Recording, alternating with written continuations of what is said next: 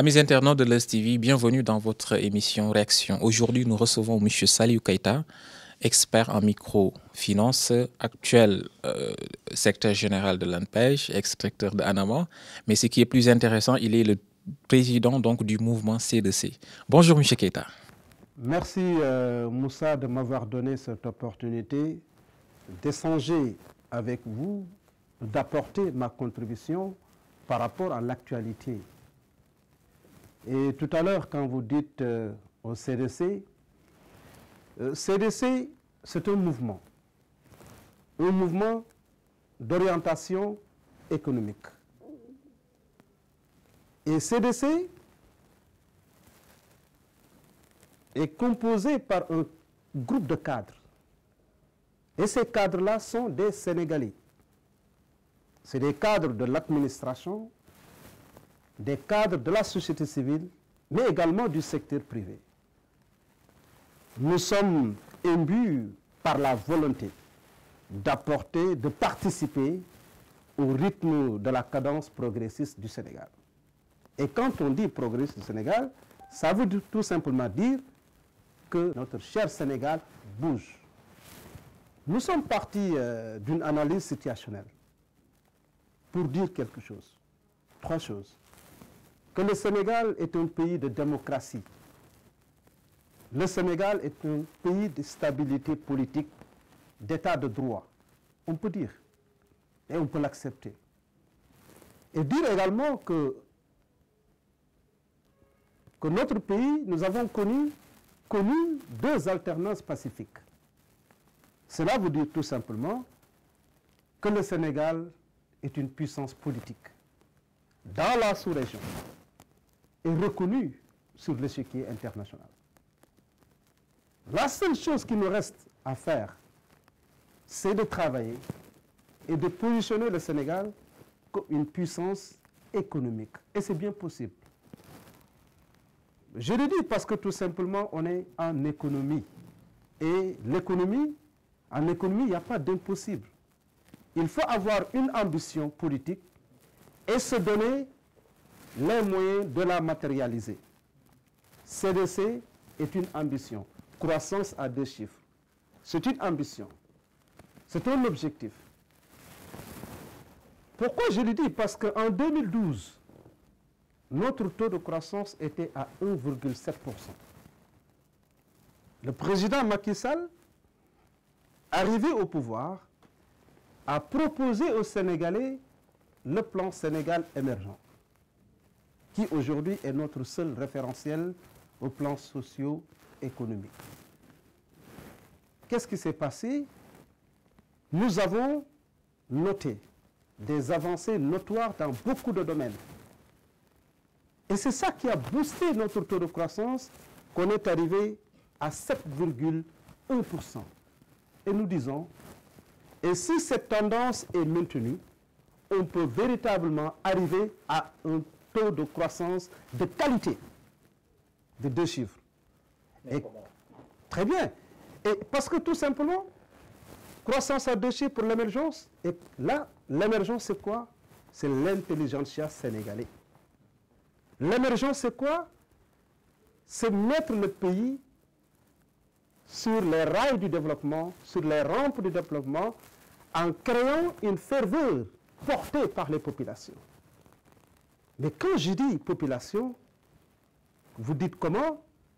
Je dis par les jeunes. D'abord, mais également par le secteur privé surtout.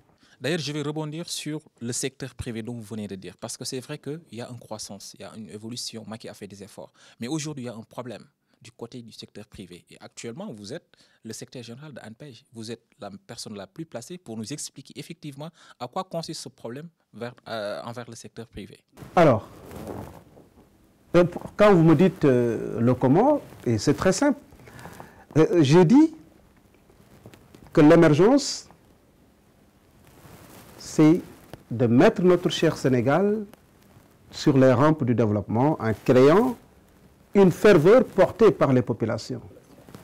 On ne peut pas émerger le Sénégal sans la participation des jeunes. Pourquoi je le dis? j'ai dit tout tantôt, une croissance de qualité, une croissance inclusive et participative. Mais l'aspect qui est important aujourd'hui avec cette réaction, cette émission réaction, c'est de vous parler de cet aspect participation dans la réalisation de l'émergence. Vous prenez la forme pyramidale de la population sénégalaise. Vous allez vous rendre compte que nous avons une population jeune à hauteur de 65%.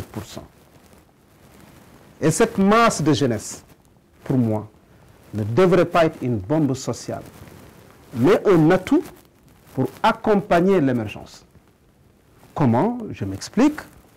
Vous prenez les demandeurs d'emploi qui arrivent sur le marché. Chaque année, c'est 200 vers 250 000 jeunes. Travaillons avec 200 et dire également que l'offre ne dépasse pas 40 000, 60 000. Et chaque année, qu'est-ce qu'on voit? C'est plus de 140 000 jeunes qui doivent trouver de l'emploi, qui frappent la porte du marché de l'emploi, mais qui ne parviennent pas à trouver parce que l'offre elle est très faible. 46% des demandeurs d'emploi n'ont aucune qualification. Et l'État, le président Macky Sall, est en train de faire beaucoup de réalisations pour faciliter cette insertion de ces 46%. Mais toujours les demandeurs d'emploi, les 31% sont des diplômés de l'enseignement. Et toujours le président Macky Sall est en train de faire des réalisations pour renforcer l'employabilité de ces jeunes pour qu'ils soient opérationnels et répondre aux exigences des entreprises. Cela veut dire que si on veut que cette jeunesse-là soit utile, que cette jeunesse accompagne l'émergence, tout à l'heure, je vous ai parlé du plan Sénégal émergent. Et quand on dit plan Sénégal émergent, c'est des grands projets, des grands programmes du chef de l'État. Je prends juste un exemple, le train express régional. Vous m'avez présenté tout à l'heure comme l'ex-DG de ANAMA, l'Agence nationale d'appui aux marchands ambulants.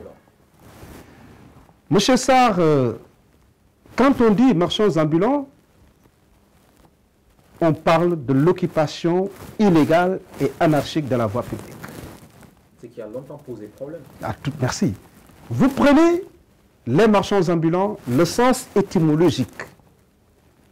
Le marchand ambulant est la personne qui sillonne les rues, les artères à la rencontre de la clientèle pour écouler ses produits. Mais vous savez que le mot évolue dans le temps. Je ne suis pas grammairien, mais quand tu dis « tu es beau », c'est un adjectif qualificatif. Mais on peut te dire « il a beau manger », ça devient un adverbe. Donc, marchand ambulant également, dans le temps, a évolué. Nous avons des tabliers qui occupent la voie publique, qui sont des marchands ambulants parce que tout simplement, si l'activité ne marche pas à la rue Félix Eboué, il prend son tablier, il va s'installer à l'avenue Lamine Gueye. C'est un ambulant. Mais qu'est-ce qui est dû à ça? Est-ce que ce n'est pas un problème d'organisation, voire même un problème de... C'est une problématique. C'est une problématique parce que ces tabliers sont à hauteur de 74%. Et s'ils occupent la voie publique, les trottoirs, les piétons, les véhicules occupent la chaussée. Donc c'est l'embouteillage. Et quand il y a embouteillage, l'activité économique est au ralenti. Vous prenez le président Macky Sall qui est dans une logique de planification dans le long terme, a vu la pertinence de mettre en place, de réaliser ce train express régional. Pourquoi? Parce que ça va contribuer à la fluidité de la circulation.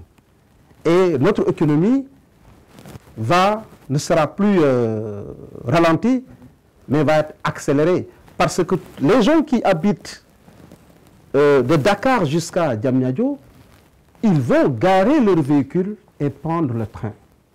Et ça, c'est un.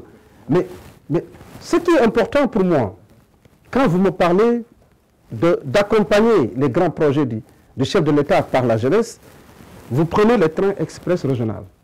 Toutes les zones traversées par le train express régional, nous allons identifier des jeunes qui habitent ces localités et les former dans de nouveaux métiers qu'on appelle par exemple les métiers du rail pour accompagner un tel programme. Et ces jeunes-là, ça ne demande pas d'être instruits. Les 46% qui n'ont aucune qualification, on va les préparer. Est-ce que ce projet dont vous dites est envisageable? C'est vrai que c'est envisageable d'une manière générale, mais est-ce que c'est les attentes par rapport à ce train express régional dont vous dites? Mais dites-vous que l'aéroport se trouve à Diamniadio et aujourd'hui, beaucoup de Sénégalais qui voyagent ont des difficultés pour faire le déplacement. Et c'est pour cela que je dis, je comprends le président Macky Sall, c'est pour cela que je lui dis, il est dans une logique de planification dans le long terme. Et là, il pose des actes qui vont corriger une situation qui est là, par rapport, par exemple, à l'embouteillage, pour avoir une circulation plus fluide sur l'axe Dakar-Diamniadio. Et ça, c'est important. D'accord. Monsieur Keita, je vais revenir un peu sur la politique de l'éducation. Je vais d'abord commencer avec l'éducation, mais aussi pour parler du secteur privé vers la jeunesse sénégalaise. Quand vous dites l'éducation, je pense que jamais dans l'histoire politique du Sénégal, un chef d'État n'a posé autant de réalisations en si peu de temps. Vous avez parlé de l'éducation, je reviens avec cette jeunesse-là. Je vous dis que 31% sont des diplômés de l'enseignement supérieur et nous, notre jeunesse, plus on est diplômé, moins on est qualifié. Mais cela est dû à quoi? Cela est dû tout simplement par le système. C'est le système qui n'est pas, comment dirais-je, qui n'est pas efficace. Et c'est pour cela, quand le président Macky Sall, il arrive au pouvoir, je me suis dit, voilà un ingénieur à la tête de ce pays. Regardez ce pays. Vous quittez les régions pour se rendre à Dakar, vous passez par Diamniadio, en passant par les obélisques, qu'est-ce qu'on constate? Nous avons un pays en chantier. Le Sénégal est devenu un pays de grues. Ça, c'est l'ingénieur qui parle. Mais par rapport à l'éducation, le président... Heureusement qu'aujourd'hui, il a réglé les problèmes. Tous les syndicalistes, en général, tous les syndicats, en général, c'est des politiciens encagoulés, coloration politique, qui dirigent ces syndicats. Mais ce n'est pas important. Mais ce qui est important aujourd'hui, je dis que l'éducation, l'école, devrait être un outil de promotion sociale et non de destruction de la nation. Mais c'est ce que vous... À un moment donné, on peut avoir une plateforme revendicative avec N points. Mais si le gouvernement arrive à vous satisfaire, c'est plus de 50%, il faut lever le mot d'ordre et attendre une autre année pour poser encore les autres points. Parce que cela veut dire quoi? Il faut convoquer l'esprit patriote. C'est ça qui est important. Il y avait beaucoup de bruit. Heureusement, le président Macky Sall a pris le dossier en main et les enseignants sont à nouveau dans des classes. Et ça, nous saluons tous en tant que Sénégalais. Mais si vous dites l'éducation, encore une fois, le président a apporté le programme paquet. Le programme paquet, c'est quoi? Ça veut dire que depuis l'école maternelle, c'est l'approche par les compétences. Vous allez à l'école élémentaire, on parle maintenant de curricula. Vous allez au niveau secondaire, le président Macky Sall est en train de créer beaucoup de lycées techniques. Vous savez également que 30% des bacheliers sont orientés dans des nouvelles universités techniques. Je prends l'université de Kaolack. Vous prenez l'université de Bambey. C'est pour préparer l'emploi rapide. Très bien. Non, je ne dis pas l'emploi rapide, si vous voulez, mais c'est justement pour renforcer l'employabilité de nos futurs sortants des écoles supérieures pour qu'ils soient opérationnels. Moi, je viens de l'ENA de Chine. Nous avons constaté, nous avons appris qu'en 1978, c'est l'année de décollage économique de la Chine. Et tout est parti de quoi? De l'ouverture, des réformes et de l'innovation. Et c'est ce que je vois le président Macky Sall en train de faire. Donc, il s'est inspiré sur les Occidentaux. Ce n'est pas interdit. Ce n'est pas interdit. Pour faire ce plan sénégalais. Ce n'est pas interdit. Aucun pays ne doit aujourd'hui vivre en autarcie. Je suis économiste. Tu es dans ton pays, tu as une vision, tu as des objectifs, tu te dis, qu'est-ce que moi j'ai pour porter mon développement? Je les mets en place. Mais qu'est-ce que je n'ai pas? Je vais aller les chercher. Les pays doivent travailler dans la complémentarité. C'est pour cela, quand vous voyez ces grands projets portés par les internationaux, on entend des gens crier partout. Ah oui, le président Macky Sall est en train de vendre le pays. Le président, maintenant c'est devenu le président de la France. Ce n'est plus... Il y a une éveil de conscience. Auparavant, peut-être les jeunes ne s'intéressaient pas à la politique, mais actuellement, il y a une forte éveil de conscience. Et quand vous dites... Incarné par la jeunesse sénégalaise, c'est normal qu'ils se plaignent. Non, cette jeunesse sénégalaise doit se retrouver dans cette démarche. Et nous avons la loi d'orientation pour la promotion et le développement des PME. Nous avons également le nouveau code des marchés. Voilà deux instruments qui montrent, encore une fois, que l'État a une préoccupation, c'est d'accompagner nos PME à accéder au marché public. Mais comment? Mais parce que tout simplement, vous prenez ces codes, on n'a pas le temps pour développer tout ça, il y a des articles. Vous prenez le nouveau code, article 48 par exemple, on dit, c'est des facilités qui ont été données à nos entreprises locales sénégalaises d'accéder facilement. Mais vous savez, les entreprises sénégalaises, souvent, ont des difficultés, des contraintes au plan technique, mais également souvent au plan financier. Vous allez dans la sous-région, vous voyez des entreprises sénégalaises, BTP, dans le BTP, gagner des marchés. Mais pourquoi pas, on ne parle pas de ça. Mais dès qu'on voit des étrangers venir porter, gagner des marchés, on dit oui, le président Macky Sall, il a fait ça, il a fait ça. Mais je dis encore une fois, vous prenez le chemin de fer, encore, Dakar-Bamako. Mais beaucoup, les régimes précédents ont montré leurs limites. Mais est-ce que nous avons aujourd'hui l'expertise pour dérouler de tels programmes? Nous allons revenir sur C2C.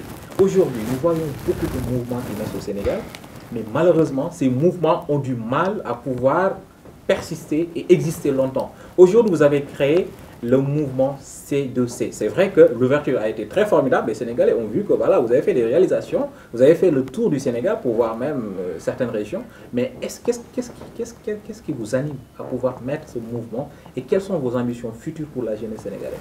Vous savez, on se dit que le débat dans notre pays maintenant est au rabais.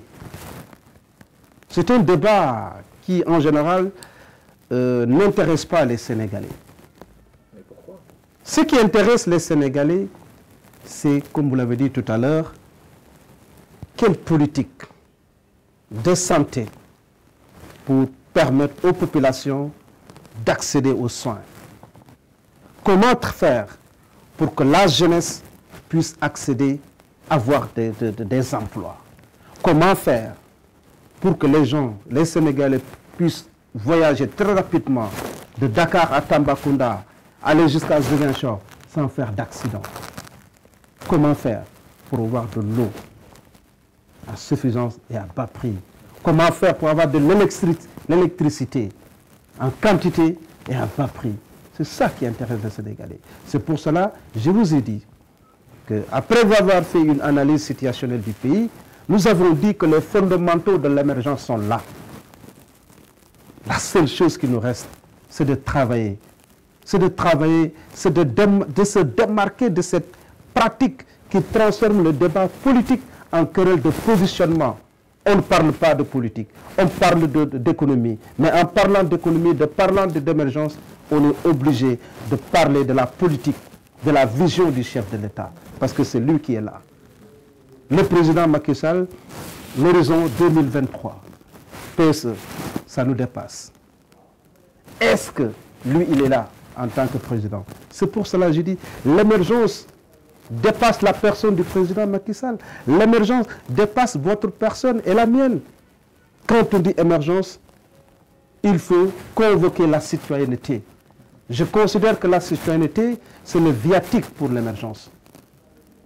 Donc, vous avez dit aussi tout à l'heure que C2C regroupe les jeunes cadres sénégalais. Est-ce qu'aujourd'hui, vous avez préparé des formations sur le plan national pour essayer peut-être de sauver ce qu'on appelle l'alternance générationnelle? Nous avons vu qu'aujourd'hui, beaucoup de jeunes veulent intégrer, mais malheureusement, ils ont un problème d'orientation. Qu'est-ce que vous en dites par rapport à... Oui, je pense que CDC est un cas de réflexion. Un cas de réflexion et d'action pour apporter quand même notre contribution à la bonne marche quand même de ce pays. C'est pour cela que je dis que c'est un groupe de cadres imbu par la volonté de participer au rythme de la cadence progressiste du Sénégal. Et on a parlé de notre taux de croissance qui a été boosté de plus de 5% en l'espace de 3 ans. Ça veut dire que si cette tendance est maintenue, on peut arriver à un taux de croissance de qualité. Et quand on dit taux de croissance de qualité, une croissance inclusive et participative avec une véritable redistribution des fruits de la croissance. Et quand je dis ça, je dis oui, la croissance est bien une réalité au Sénégal parce que nous avons des instruments qui permettent de toucher. C'est quoi? Nous avons la couverture maladie universelle. Nous avons les bourses de sécurité familiale. Nous avons ce grand programme, le PUDC, qui est là pour multiplier le nombre de villages électrifiés, le nombre de forages dans les villages. Je pense qu'aujourd'hui, le président Macky Sall est en train de lutter contre les inégalités sociales. Voilà l'opposition. L'opposition, c'est les inégalités sociales. L'opposition, ce n'est pas les personnes qui occupent la rue pour mettre ces pays dans une situation ingouvernable. C'est pas sérieux. Ce que disait l'autre, d'ailleurs, il n'y a pas un problème d'opposition, mais seulement c'est les idées qui s'opposent. Absolument. Il n'y a pas d'idées. Et quand tu dis c'est des oppositions, mais regardez cette opposition. Souvent, ils se contredisent. Quand j'ai écouté Malick Gakou, moi je cite les noms, hein.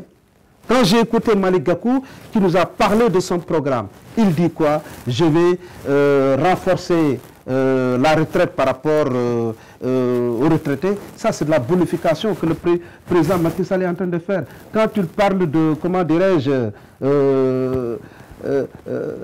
les bourses de sécurité familiale, bourses de sécurité, mais c'est comme si il reconnaît que la croissance, elle est là. Mais il veut aller loin. Donc une puce sur le programme actuel. Cela veut dire quoi? Que le président Macky Sall est sur la bonne voie. Je te dis, lui, Macky Sall, le président Macky Sall est un ingénieur. Un ingénieur n'est pas un littéraire, n'est pas un avocat, il parle peu, mais il agit. D'accord. Votre dernier mot, M. Salif Keita. Donc aujourd'hui, nous avons vu une situation politique terrible, nous avons vu aussi beaucoup d'enjeux au niveau du Sénégal. Vous, en tant que cadre de ce pays, jeune cadre de ce pays qui a des ambitions, qu'est-ce que vous en dites par rapport à la réalité actuelle? Lancer un message, un appel à la jeunesse, pour leur dire d'être des jeunesses citoyens. Citoyens pour à chaque fois écouter l'orientation du parti. Je ne dis pas du parti au pouvoir même, mais l'orientation du président de la République à qui nous avons confié les destinées quand même de ce pays. Pour dire que si on compare le Sénégal par rapport à d'autres pays, on doit s'estimer heureux. Moi, c'est juste un appel que nous lançons à l'endroit des Sénégalais et surtout à la jeunesse. Il y a de cela quelques jours, l'opposition a essayé de tromper l'intelligence des Sénégalais en faisant de la désinformation, de l'intoxication, en disant que cette loi sur la parité, c'est nul. Vous savez, c'est pas parce que je suis avec le président Macky Sall, mais je suis contre l'injustice. Quand il fallait aller aux élections, à l'élection présidentielle, on demandait aux candidats indépendants d'apporter quand même des signatures. Aujourd'hui, il faut corriger l'injustice et demander à tous les candidats, quel que soit de parti ou indépendant, de faire la même chose. Il n'y a pas de débat. Tu peux aspirer, tu veux être président de la République et tu ne peux même pas avoir tant de signatures. Tout ce bruit-là, c'est quoi? C'est ça. En tout cas, 19 avril, 23 juin, c'est deux choses différentes. Nous avons connu le Parti démocratique ici. Ils ont fait n'importe quoi dans ce pays, avec des scandales financiers tous les jours. Et depuis que le président Macky Sall est là, dites-moi, vous êtes des journalistes, est-ce que vous avez vu des scandales financiers? Oui, mais pas beaucoup. Peut-être 2% par rapport au Parti démocratique sénégalais. Et tout ce bruit, c'est eux. Ils ont géré ce pays pendant 12 ans. Ce que le président Macky Sall a réalisé en termes d'infrastructure, parce que quand tu dis le Parti démocratique, infrastructure, infrastructure. Mais ce que le président Macky Sall a fait en termes de réalisation par rapport aux infrastructures, le Abdoulaye Wade ne l'a pas fait en 12 ans. Ça veut dire quoi? La jeunesse sénégalaise, Macky Sall est notre président. Vous devez l'accompagner parce qu'il mérite un second mandat. Tout le reste, pour moi, c'est du bruit, quoi. Et ça ne nous amène à rien du tout. Donc je dis encore une fois que cette jeunesse ne doit pas écouter ces ministres de la rue. Je vous remercie. Merci M. Keita, ça a été un plaisir de vous recevoir dans cette émission Réaction. Amis internautes de Leuz TV, c'était votre émission Réaction. Nous remercions l'équipe technique et nous vous donnons rendez-vous prochainement dans un autre numéro. Merci.